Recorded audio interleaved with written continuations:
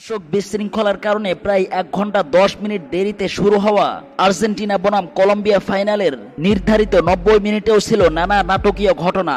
চোট পেয়ে মাঠের বাইরে চলে গেলেন লিওনেল মেসি। আর্জেন্টিনার অধিনায়কের জায়গায় মাঠে নামা নিকো গঞ্জালেস বল জালে জড়ালেও অফসাইডের কারণে গোল বাতিল করেন রেফারি। নির্ধারিত 90 মিনিটে গোল শূন্য থাকা ম্যাচ গড়িয়েছে অতিরিক্ত সময়ে। দেরিতে শুরু হওয়া ম্যাচে প্রথম আক্রমণটা করেছিল আর্জেন্টিনা, কিন্তু এরপর থেকেই ম্যাচে শুরু হয় কলম্বিয়ার আধিপত্য।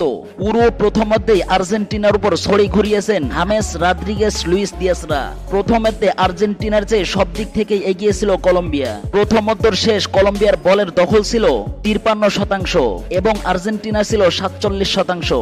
কলম্বিয়া গোলের শট নিয়ে লক্ষ্য রেখেছে 4টি এবং আর্জেন্টিনা রেখেছে 1টি। কলম্বিয়ার মোট পাস 257টি এবং আর্জেন্টিনার 232টি। নিখুঁত পাসেও এগিয়ে ছিল কলম্বিয়া। 63 মিনিটে দিয়াজের কাছ থেকে বল কেড়ে নিতে গিয়ে পেশিতে টান লাগে মেসির এবং মাঠে পড়ে যান তিনি। মাঠে প্রাথমিক চিকিৎসা নেওয়ার কিছুক্ষণ পর বাইরে চলে যান আর্জেন্টিনার অধিনায়ক। তার জায়গায় আর্জেন্টিনার কোচ লিওনেল স্কলানি মাঠে নামান নিকোলাস গঞ্জালেসকে। মাঠ ছাড়ার সময় হতাশায় বারবার মুখ ঢেকেছিলেন মেসি। গ্যালারিতে আর্জেন্টিনার সমর্থকদের চোখে মুখেও ছিল এইরকম হতাশা। একটু পরে মেসি ডকআউটে বসেও কেঁদেছেন।